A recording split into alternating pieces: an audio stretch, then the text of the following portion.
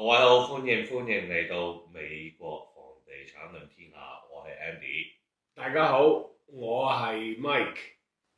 我哋而家身處喺 Denver，Colorado 係丹佛市下。呢啲埠仔咧，我諗都唔係咁多人識嘅。咁如果要介紹下我哋 Denver，有啲咩可以諗到出嚟咧，大家？我諗到嘅係滑雪啦，戶外活動咁咯。滑雪係啦，我哋有 Aspen。我嗰日去咗一個宴會啊，類似個 ceremony 咁樣啦。其實咧，國父孫中山先生啊喺辛亥革命發動嗰一日咧，佢日係 Denver downtown 裏面個酒店叫 Brown Palace Hotel。我唔記得邊個房啊，咁啊而家有個銅像就咗喺度擺喺個房度。大家有未去過嘅可以睇下 Brown Palace，入到去咧，唔知3樓嘅2樓嘅，總之你入到去就會有指示。幾過癮嘅呢個少少歷史嘅，對於 Denver 歷史中國有關係嘅歷史嗰種嘢。我哋好多年前呢度已經有 Chinatown 㗎啦，咁嘅掘金啊、起鐵路啊，咁而家咧就係、我哋大概埠仔咧，咁講埠仔啦，講飲茶幾多間咧？唔係，我哋 Denver 飲茶幾多間？係呢度冇㗎啦，數晒啦，有隻手所以就係細啲嚇。我諗我哋中國人口都要3萬幾人啦。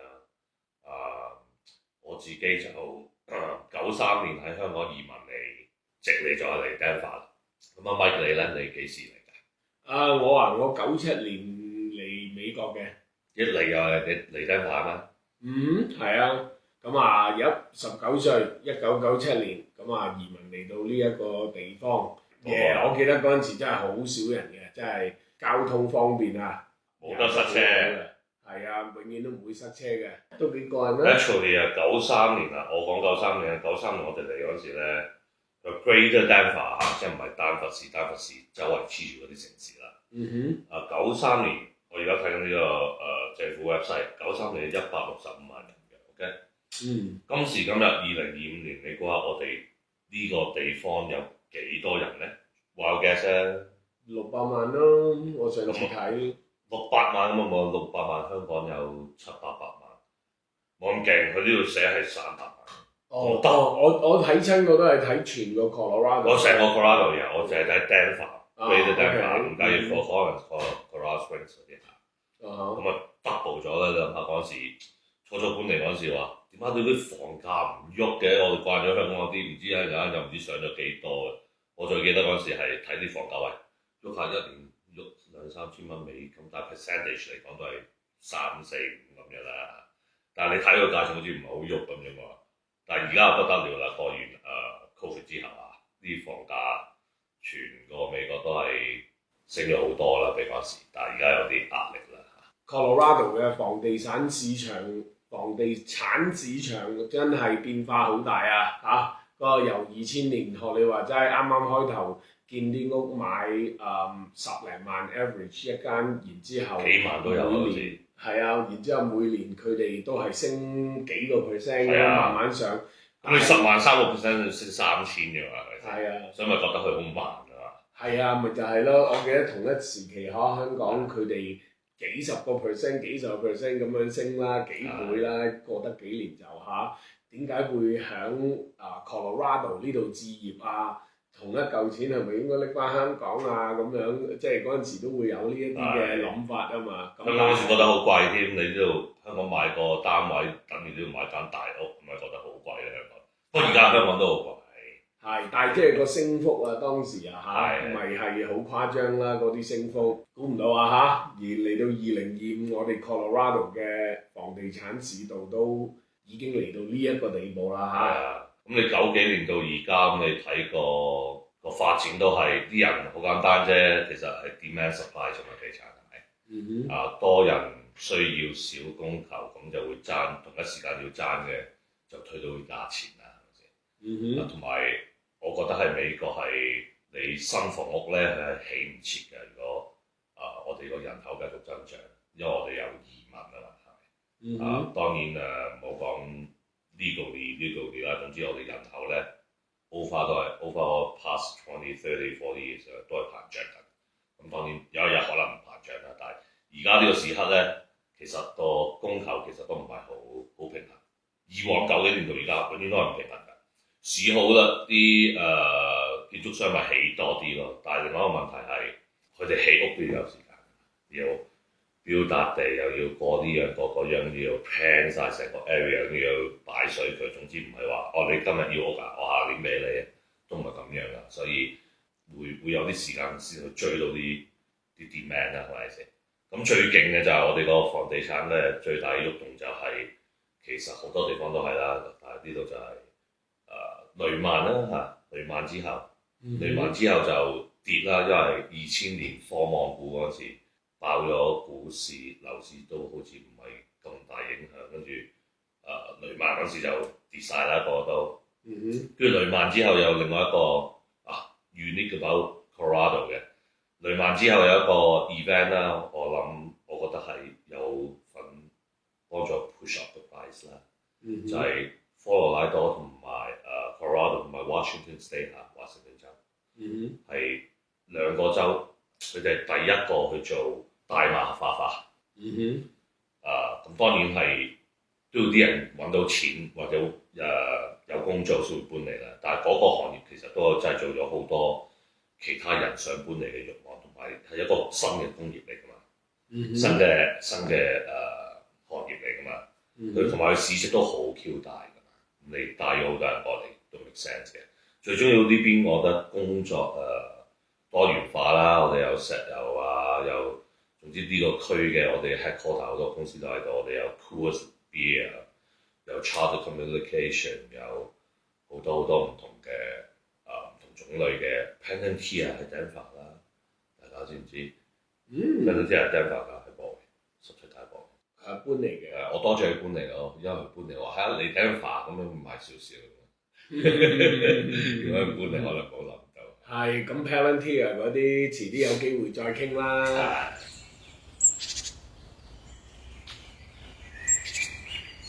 再講下傾下偈，講下地產，講下生意經、投資經啦。就講點樣開始啊？點解開始？點樣開神推貴佣又好，乜都好，開始投資地產啦。咁我哋識咗冇幾耐，幾年之後就，我覺得對我嚟講就係睇咗本書啊，真係睇咗個窮爸爸富爸爸。我都有睇。嗰陣時我哋同一時間睇嘅，嗰時就有機會傾呢樣嘢，咁我哋就好似各自都會要買層樓先，跟住到咁上下可以買到第2層咧，就租啲層出去。啱啱開始嗰時，咁都係攞單 payment 啫嘛。我唔知你嗰陣時要落幾多啦，我就係落唔知3% 定5% 啫嘛。我第一層樓係13萬美金，攤空嚟嘅，你記唔記得第一層？都係townhome 啦，我都喺度諗緊嗰陣時係我就有放20% down 啦，要因為係 conventional 嘅 loan。第一間啦都係 townhome 啦，1000尺10萬蚊。你繼續講翻你嗰間先啦，你間1000幾尺2個房就喺Aurora 度，咁住咗1年，因為一定要住1年咯，借錢。住1年之後就放租咯，咁我買嗰陣時係 Senior Year in College， 我就係攞個 contract 佢俾佢，我有人請我，但係未有開工嘅，又未有 paycheck 嘅，有人請我啦，跟住佢又信嗰張 contract， 跟住俾個窿我咯，就係咁樣開始咯。咁嗰陣時我記得好似係一半嘅，出完糧咧，差唔多一半係俾咗間屋，剩翻一半細嘅，咁好似個 percentage 唔係咁 healthy，通常都係話3-4成啊，咁樣叫做個比率好啲嘅。但係嗰陣時我記得係一半嘅，因為仲要俾 HOA 啊，俾水電啊咁樣啊，都係其實都係啱，即係都係一筆幾大嘅開支啦。咁梗係啦，冇需要或者你出去租嘅可能會平啲，但係你供俾自己可能會貴啲啦。當然呢個市場上有啲時間係可以係供嘅仲好過俾租啦，但係嗰啲時間已經過咗啦，而家冇啦嚇。咁你第一間你住咗幾耐先搬出去咧，或者租出去咧？或者咁啊，講翻轉頭先啦，你頭先問點解會去買第一間屋啦，都係中國人啦，咁買磚頭買磚頭。係啦，咁我都有你咧，你點解會即係咁後生22歲就會想買屋咧？有少少受屋企影響或者受個圈子影響啦。咁屋企佢哋香港都有，我細個嗰陣時，佢哋去睇樓乜個嘢咁有跟佢咁知道有個 concept 佢哋去買樓。咁嚟到之後佢都有做呢個動作嘅都想。咁到我畢業嗰陣時，我見過佢哋做咁咪，同埋我大學嗰陣時有啲朋友，佢哋已經開始去屋企已經係有 rental properties 㗎啦，喺大學識嗰啲。所以由細到大，你屋企本身周圍都有人置業㗎啦，已經就算喺香港都係。係啊，細型咯，即係唔係咩大型咯，但係你起碼都係即係起碼自住或者會有一兩個 rental 咁樣係咪咧？係我冇一兩個，好似啱啱開始啫嘛嗰時，80年代香港經濟起飛咁，揸住到啲機會仔咁樣，我哋咁咪。所以可以話係見到嗰個，即係由細到大都見到嗰個成績出，即係關於 real estate 呢一個投資係咪咁話咧？係啊，咁我讀大學嗰陣時都有讀佢個，因為 CU 報大，我讀 CU 報大，佢有個 real estate centre 咁裡面有 certificate， 你讀夠唔知3班4班就有個 certificate。我都有讀晒佢，我對呢樣嘢係有興趣㗎嘛。只不過係嗰陣時畢業冇做到呢行，後尾先轉行啫嘛。但係嗰陣時係有個咁當然啦，嗰個被動收入嗰個 concept 啦，同爸爸講啦，同埋另外一個最大嘅誘因啦，對我嚟講係你可以 leverage，你可以用幾千蚊買10幾萬嘅嘢，去信你。即係 use other people money 啊嘛，係咪先？係。咁你幾千蚊可以買到10幾萬嘅嘢，只不過係夠唔夠膽去攞個 payment 翻嚟？有好多時我都會嘅咁樣會驚去 make 嗰個 leap 啊，即係現狀唔係咁多，咁突然間轉多啲，好似又驚啊又咩啦咁都係驚一兩次嘅啫，驚到你買到3、4、5間咁樣都係好似計數咁滯嘅。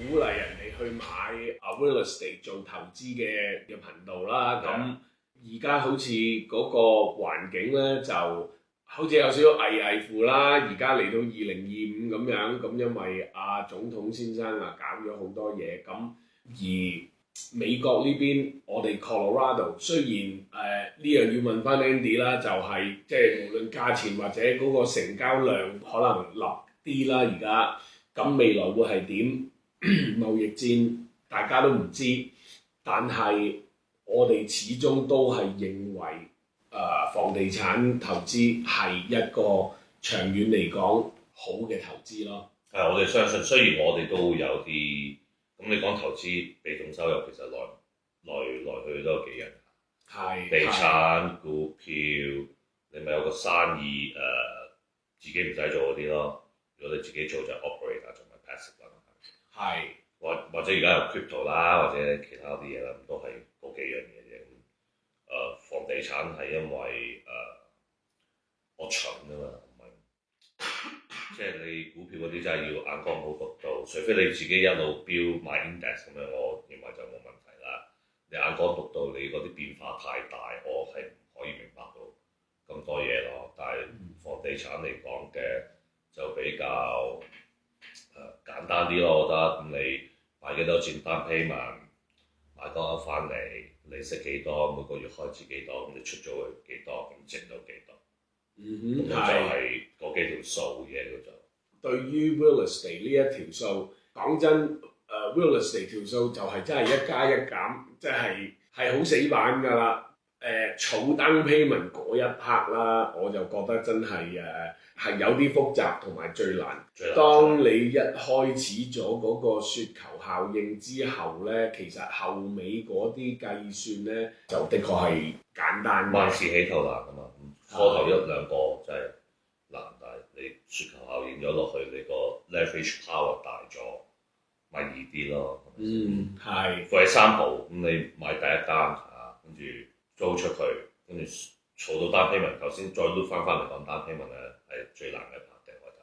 係。咁你初頭嗰單 payment 難，但係你買咗第三間，過咗幾年啦，10年8年，咁你裡面有 equity， 你咪攞嗰啲 equity嚟再買其他啲嘛。但係要真係要 make sure 到你 afford 到個 debt，因為你有 income 嚟 offset 翻。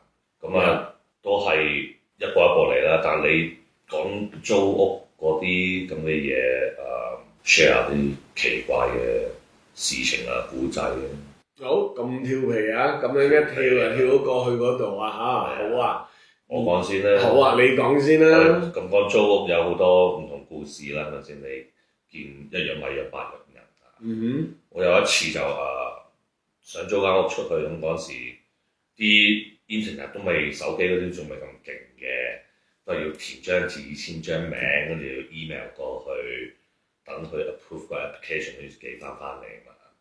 咁有個女士咁樣都幾悅目嘅，幾靚嘅，又着得幾時尚嘅行入嚟，跟住就睇完就話：我好中意呢間屋 Andy， 可唔可以即刻我而家攞一沓錢攞出嚟啦？我哋住美國嘅朋友會知道，通常有好大沓錢嗰啲咧，都有財來自有方先會有現錢嘅。通常好多年舊時未有 electronic payment 都好少人咁大沓現錢㗎嘛，周街走係咪先？係。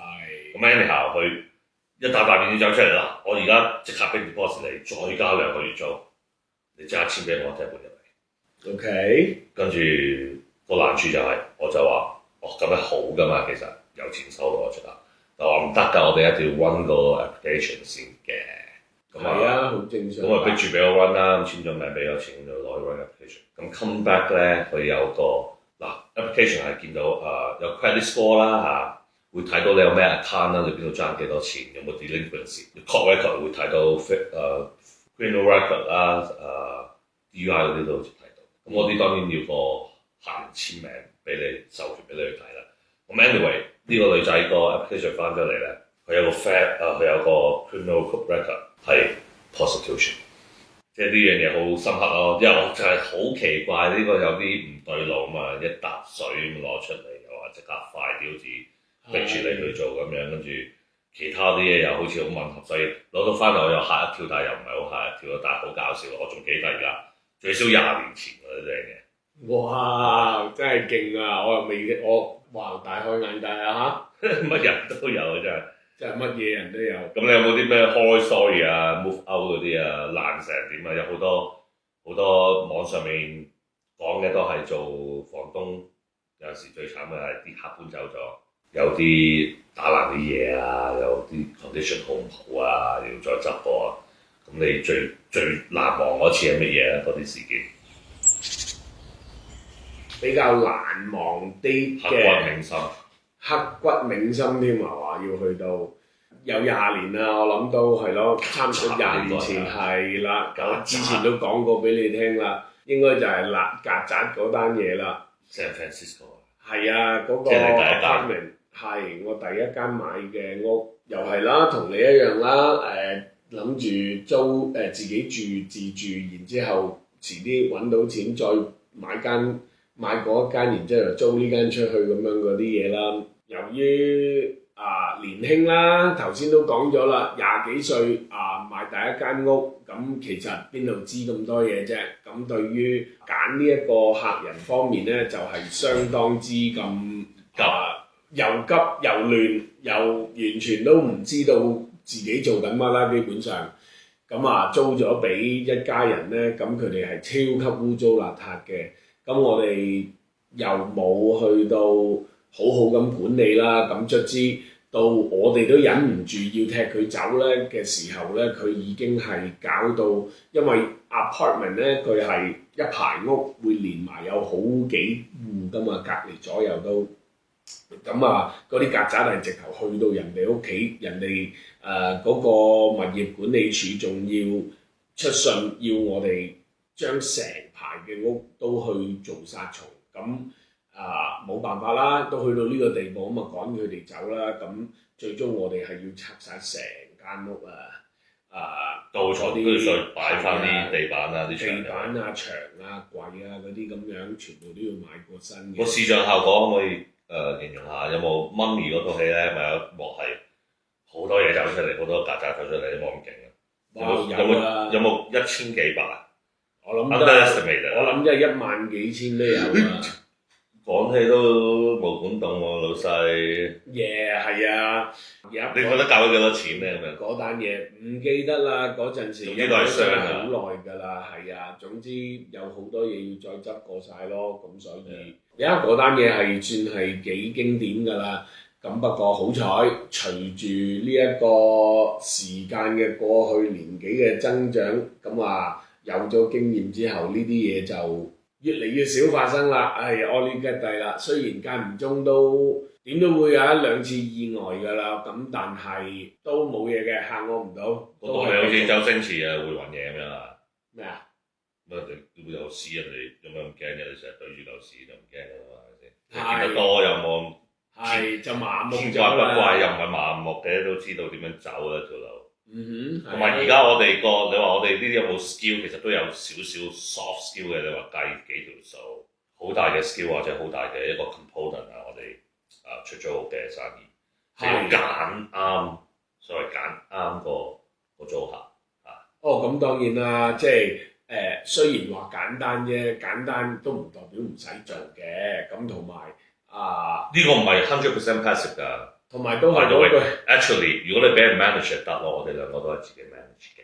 俾人哋 manage 你就 passive 咯，但係我哋啲唔係 passive 㗎，所以其實你問我其實係次一等嘅。如果講 passive 嚟講嘅話，同埋冇 liquid 㗎嘛，你同其他嘢比，股票俾你聽日可以買，今日而家咁個仔就買咗，你買間樓慢慢等咧，要執你條數你就成啦。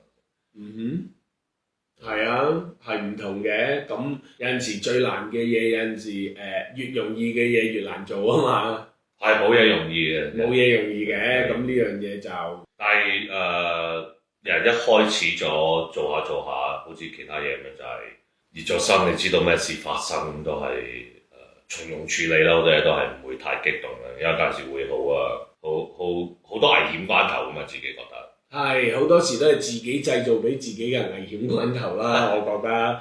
我覺得維修嗰邊咧，其實先至係最大問題。你話收租同埋維修第一財務上邊，你話點樣去到買，咁都係一次啫個 transaction 係咪？你租俾人住，咁長租嘅一簽就1年2年，咁如果冇咩問題嘅話，就基本上就係個月就係收租啦。咁而最大嘅 management 嘅位就一定係維修㗎啦，維修係咪先？又涉及到有水啦，有火啦，有 heat 有冷氣，係啊，冷氣啦。其實係有嘢做嘅，唔係話冇嘢做，只不過話offset 一個長期嘅財富累積效應。都係值得嘅，都值得嘅。原來都真係仲有好多嘢可以講喎。Andy 幫我哋而家講咗半個鐘啦，不如我哋而家 take 個 break 先嚟。好啊，唞就嚟。唞一唞先嚇。咁我哋 break 完翻嚟啦。頭先我哋上集有傾到大概係我哋點樣買第一層樓啊，買單 payment 咁有 touch on 呢個 subject 嘅就係做單 payment 係好難㗎嘛。咁不如我哋係啊，因為你個數大啊嘛，你而家買間60萬嘅樓要擺20% down payment 12萬喎。嗰陣時我買13萬嘅，我俾5% 我未都係6-7千蚊喎。你嗰陣時係10萬你20% 2萬喎，2萬變咗12萬咁咪係難好多啦，基數大咗啊嘛。係冇錯。同埋嘢貴，人工又唔夠佢貴得快咁先。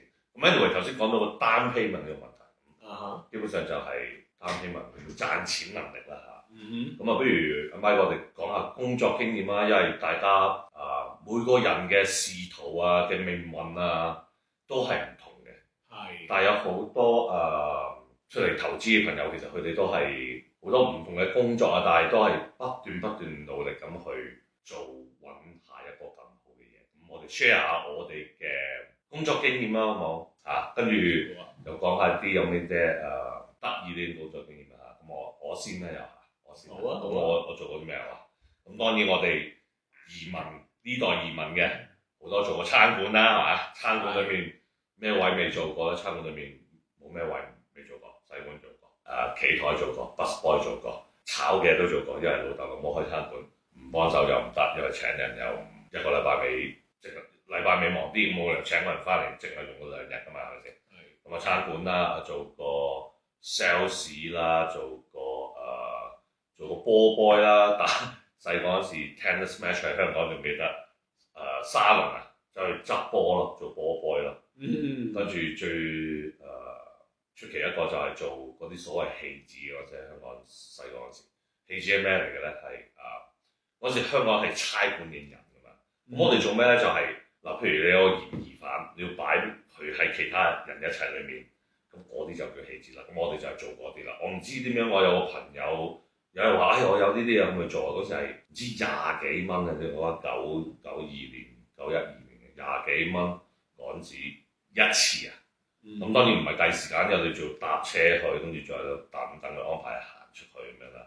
咁呢個經驗好特別嘅嚇，就比較特別啲工作。咁其他工作就係咁讀大學，大學嗰陣時做過咩？做嗰啲 lab tech 啦 ，computer lab 嗰陣啱啱興 computer 啊嘛，帶住個 pager，有事去 page 你就去嗰個 lab 度睇有啲咩事，整到就整，整唔到就攞個 machine 推翻去 station 嗰邊擺去佢哋整咯。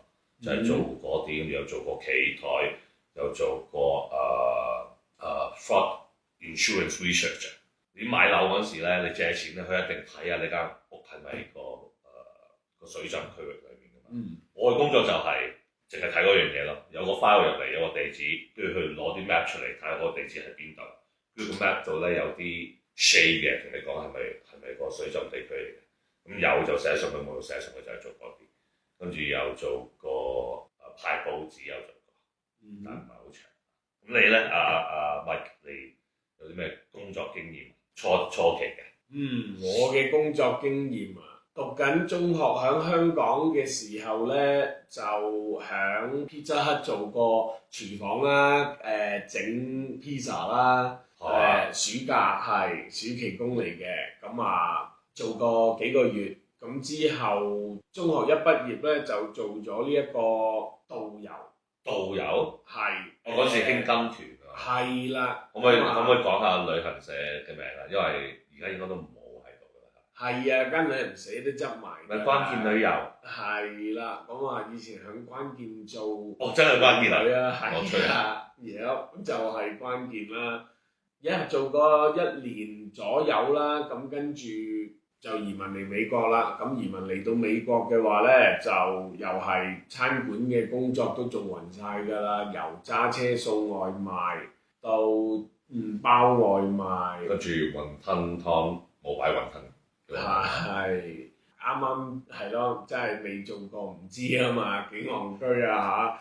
各位唔係住美國，你唔知啲雲吞湯基本上係一湯一個。唔知咩湯，總之一個湯嘅 base 啊，跟住有2粒雲吞掉落去，就比較重嘅雲吞湯啊。咁跟住做生意，你最早咁多朋友裏面，你係最早做生意嗰個嚟，年紀最少嗰個做生意嗰個。你幾多歲？做咗餐館之後咧，就發現咗一個對於我嚟講好大嘅商機啦。但係當時其實亦都只不過係一個興趣嚟嘅啫喎。你係中意去做啊嘛，唔係即係。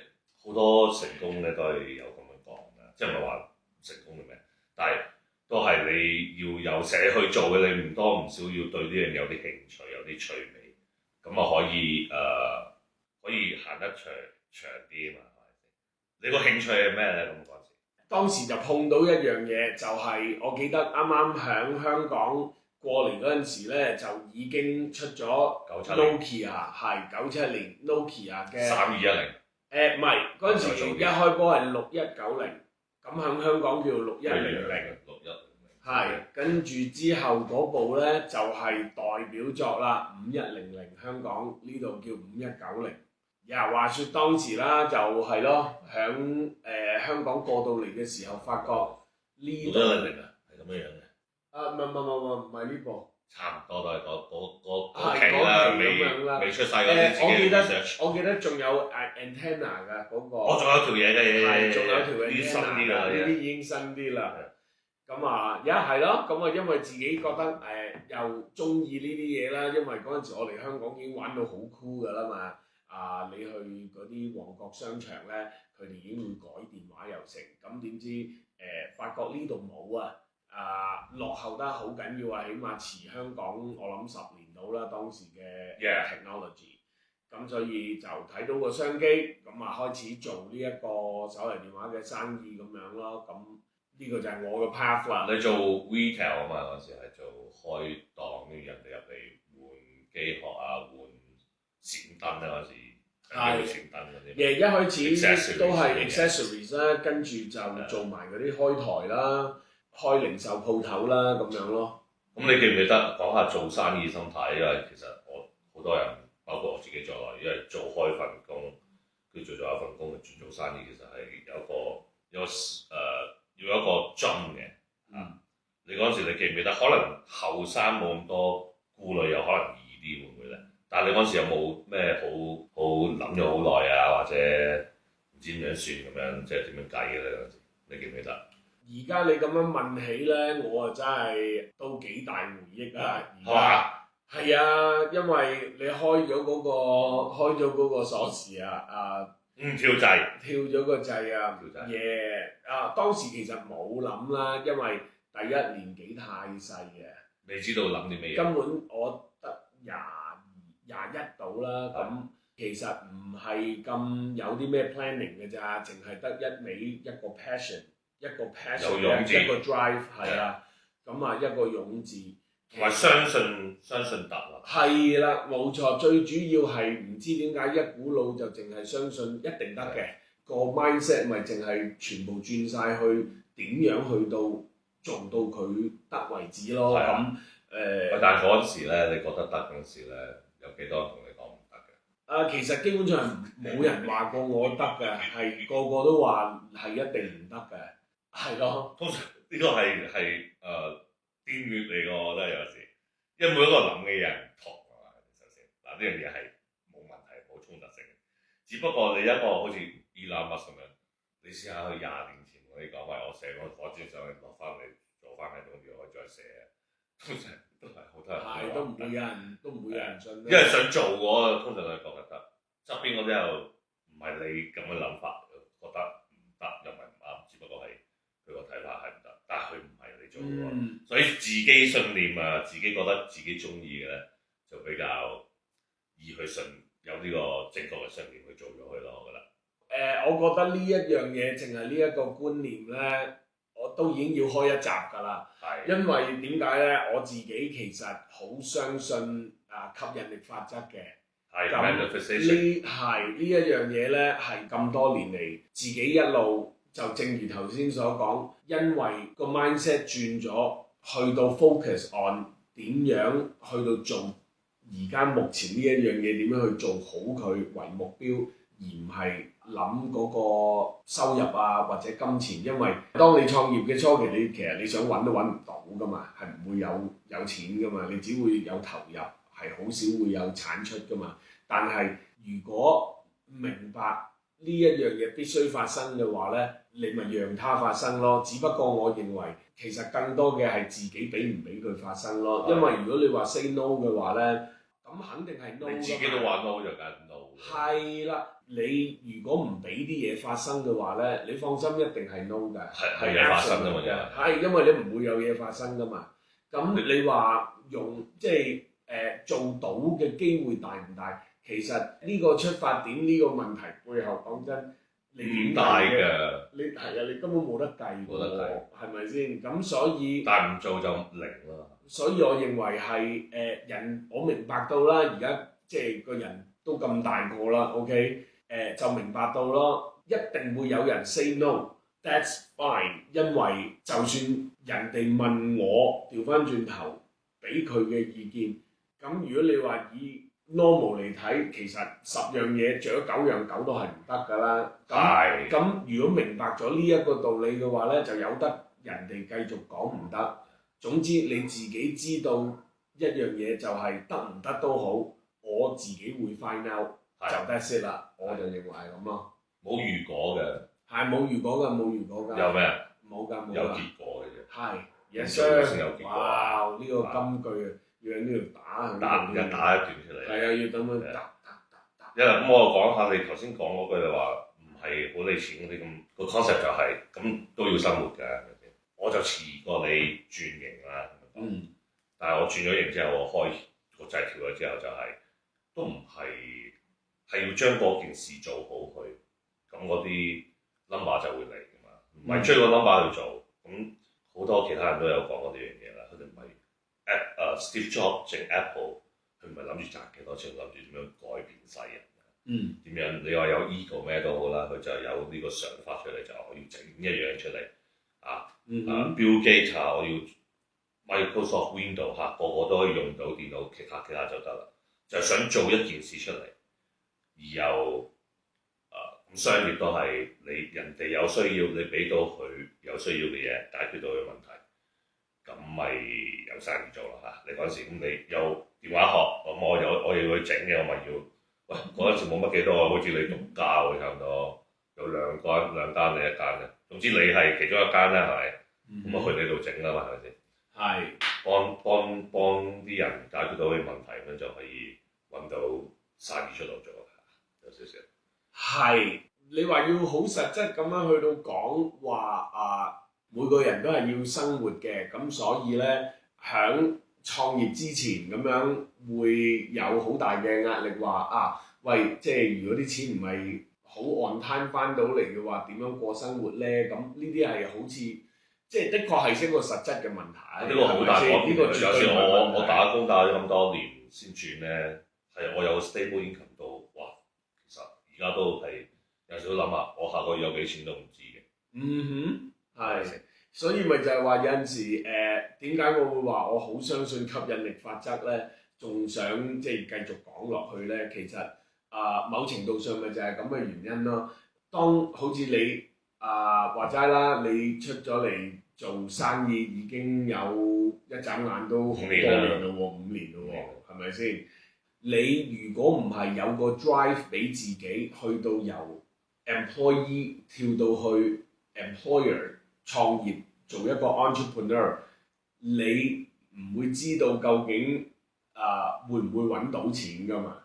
你只係得一個信念嘅啫喎，其實我又有少少唔同喎，同你係你好中意做一樣嘢，我係有少少調翻轉頭嘅，我就係好太慣咗嗰個定期收入。咁呢個咁有家庭有開支，咁可以有積蓄啦，但係我同你都試過應該，但係唔知大家有冇試過，就係你積蓄咧儲嗰陣時係好難嘅，但係你要消費佢嗰陣時咧就比較快啲咁樣。我亦都經過過啊，又覺得唔係咁爽啦，係咪先？咁我做 IT 嘅各位，我做咗 IT consulting 咗19年，咁我嘅又唔係有因嘅，我係見到 IT 呢方面、電腦呢方面轉得太快，而有我自己覺得吃力學得唔夠快，同埋年紀啦，咁生活習慣唔同啦，你有咗家庭有小朋友，你嘅時間分配又唔同啦。後生嗰陣時可以一日做18個鐘，最長試過好似20幾個鐘，嗰啲 change window 嗰啲你整唔好冇得翻屋企嗰啲咧。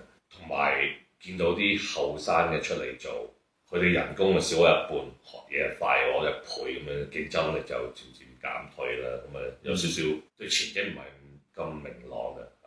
同埋嗰時都40，啱啱40出頭啊，好似。咁我嗰時諗喺度，而家唔轉，有陣時唔使轉噶啦。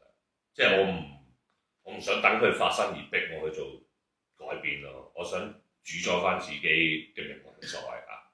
我而家有機會諗辦法轉咗出嚟先，就我主宰多少少嘢咯。因為其實好多嘢都唔到自己控制㗎。我就係咁樣轉出嚟咯，我唔係因為好想去做一件事而去做咯，得唔得？但大家唔好誤會下，我而家好喜歡做我嘅地產啊，做好多唔同睇下唔同嘅生意啊，係嘛？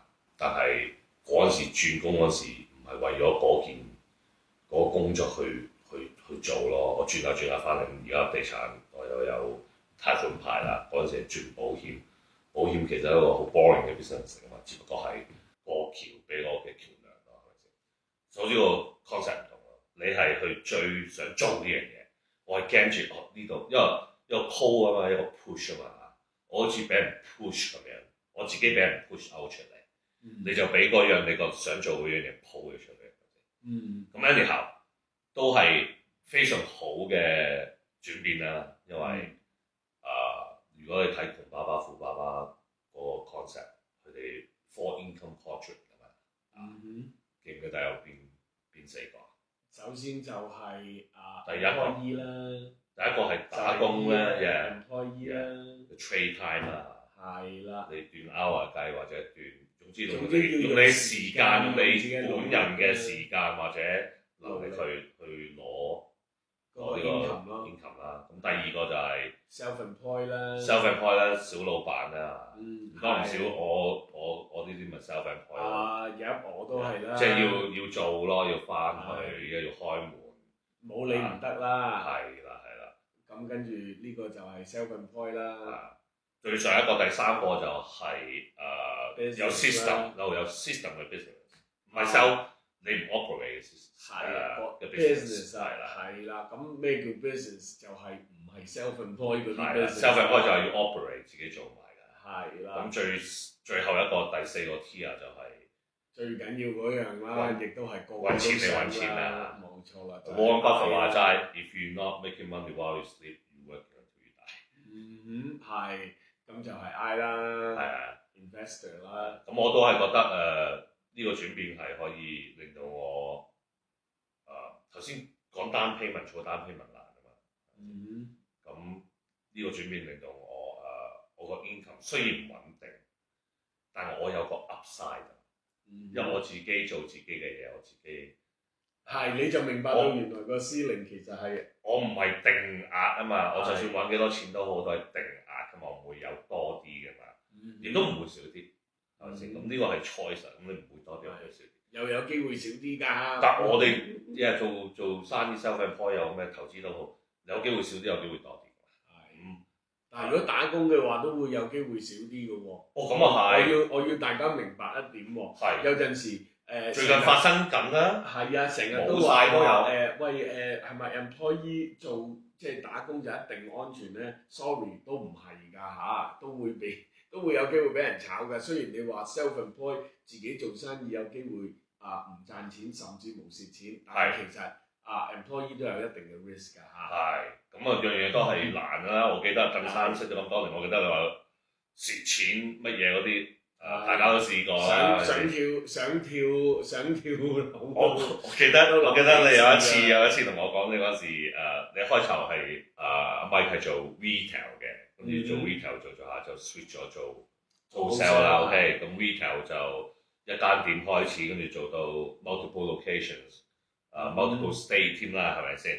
但係你做，我記得你同我 share 一個古仔，你嗰時興去摸阿展哥咧嗰時同阿展哥喺上面啊，阿展哥喺摸度開啲 store 啊，跟住你唔知開啲乜嘢咁啊，好似擴張太快啊嘛，咁啊冇資金啊，咁啊攞張卡去碌㗎啦。你記唔記得呢個古仔啊？慘痛嘅經驗啊！基本上嗰個慘痛嘅經歷，其實係一個經歷橫跨咗都有幾年時間嘅，因為由即係咯心紅啊嘛，後生咁一樣做到咧，一樣做得就想做多幾樣，咁點知到最終都係老人家講嘅嘢最啱㗎啦，真係財不入急門，咁個人一越急咧就越攣氣㗎啦，因為已經亂晒㗎啦嘛，個人卒之都係要背負一啲債務咁啦，咁都要再用好多嘅時間同埋努力去到還翻晒先，再起翻咯。咁但係冇嘢嘅，都係只不過經歷嚟啫嘛，因為嗰啲問題咧，其實又 loop 翻去嗰個吸引力法則嗰度啊。其實真係無論係點樣都好咧，你只要真係繼續，你死兩唔走咧，真係吸引力法則點都會。There's light at the end of the tunnel。係啊，真係好得意㗎，你好難講㗎。因為當你唔放棄嘅時候咧，我相信你都一定會試過嘅。嗱，咁呢啲因為時間嘅關係，可能又要再遲啲先講啦。總之講呢個係啦，人生真係㗎，嗰啲 ups and down 咧，嗰啲 down 咧，好多時你以為 down 咧，但係其實你死掠落去諗嗰個 solution 咧，你最終會 come out on top 㗎。我哋嗰日Facebook 有 exchange 一個嘢嘛，咩成功非僥倖，跟住下一句咩？我哋作咗唔記得咯。失敗有 lesson 咯。失敗有 lesson 啊，係失敗有 lesson。OK。咁咪賴嘢之後，咪都係諗下。係啊，同埋嗰啲舐嘢咧，舐嗰陣時係會好苦嘅，但係咧你舐下咧，佢又唔知點解會變甜嘅喎，好得意嘅喎。呢即係你又唔記得咗，即係你有記得嘅，但係又唔係過咗又唔覺得咁辛苦。係啦，即係真係好得意㗎。咁所以希望也都係同大家分享多啲呢一啲我哋人生嘅經驗啦。咁希望對其他人都有幫助啦。咁為時間嘅關係，我哋不如傾住咁多先嚟。好啊，好似我哋有好多話題可以繼續傾落去喎。咁我哋下一集再講啦，好冇？OK，係，拜拜。係咁，拜拜。